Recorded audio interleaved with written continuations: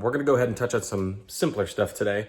We're gonna cover engine mounts, gearbox mount, and then installing and removing those.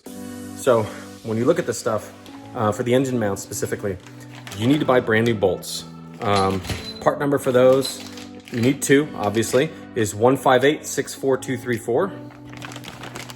As you can see here, you also need the nuts as well. These are 176-573, and you need two of them also, okay? They're one-time use. So when you put the nut on the end of the bolt there, it chews up the threads and locks it and binds it, you know, pretty much when it goes on, so that it won't back off. I guess if you wanted to, you could buy your own bolts and nuts and lock washers and stuff and do that way too, but you know, these are really not that expensive, so you might as well just use the factory stuff. Also, you have a gearbox mount. Now this one's still in the packaging, but this is one that's made for an F430. It is an upgrade basically for the 360s. The 360s, the rubber will basically just get torn and destroyed, and then basically it just kind of bounces around. Best thing you can do with these things, take these, go throw it in your deep freezer or your freezer, whatever you have, to try to basically make this a little bit easier to slip in, because when you use this tool, and this is a Hill engineering tool, guys, to take the bearing out or the bushing out, it doesn't come out just easy. You're gonna fight it a little bit, and let me show you real quick. Over here, right here on the gearbox, you have the mount, right? Basically, what you'll probably want to end up doing is applying heat here with like a little propane torch or a little MAP gas torch or something. That will kind of help loosen things up. I've seen a lot of people where they'll go through and they'll take like a Sawzall or some sort of something, and they'll cut the rubber to push the center out, and then they'll cut the actual metal, which releases the tension, and then you can pop it out, right? That's messy, it's a pain in the butt. You're better off just using the Hill engineering tool, or if you have the official tool or whatever. So let's get started on that. I'm gonna start on the gearbox bushing real quick, and I'll show you how that's done.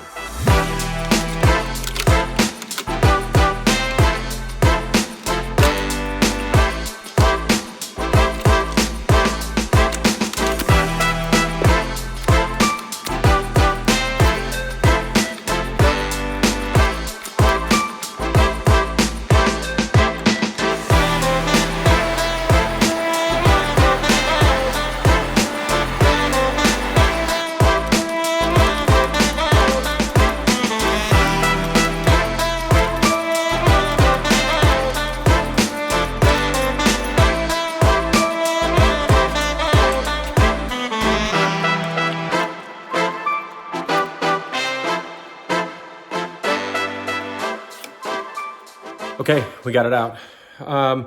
This one isn't, let's see. It's not totally torched, but it's starting to separate somewhere right up on this side on the top. Also, inside of here, you guys can see, here's some little bits of pieces and crap that came out, and you can see it kind of galls right here going in and out.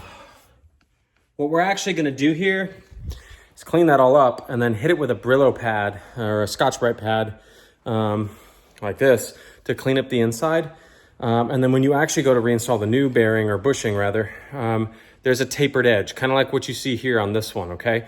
That is gonna go right back in this way, the way we took it out. So let's get started on that.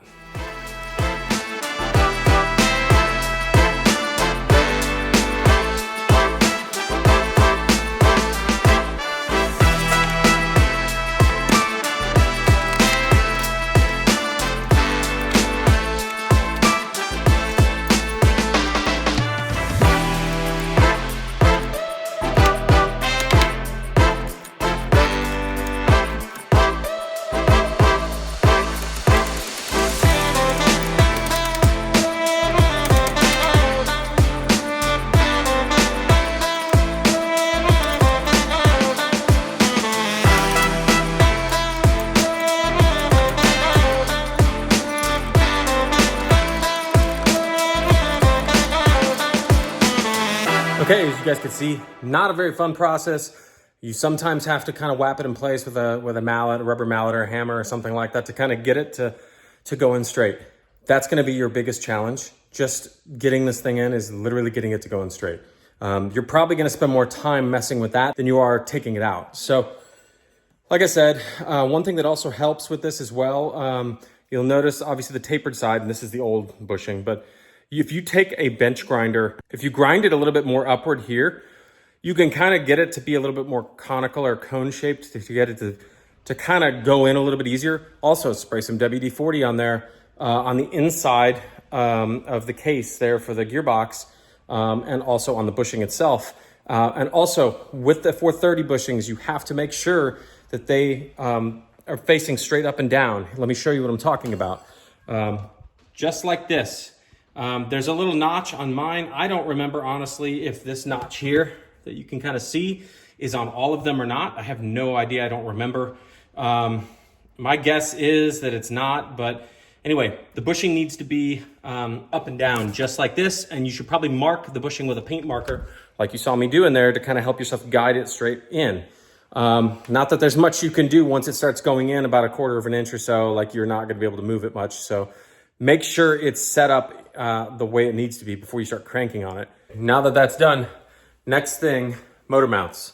So motor mounts look like this. Normally what happens is when this rubber part right here is resting on the flange here on the mount, or the rest of the mount rather, and it's kind of collapsed, that's when you know it's time to replace these things.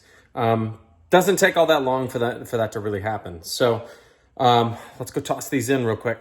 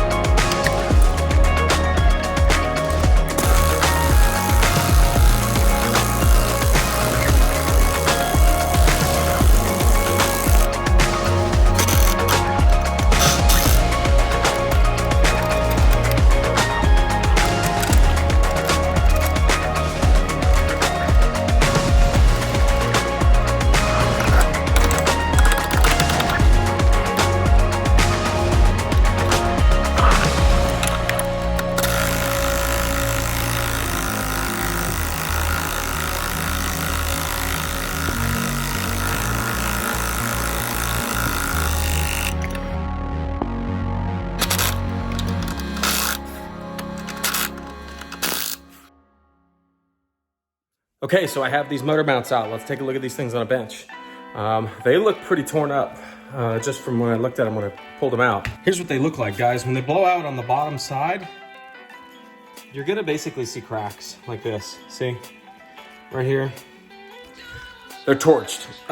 So, guys, if you're under your car doing an oil change at some point, or if you've got it on a lift or whatever, make sure to take a look at this motor mounts.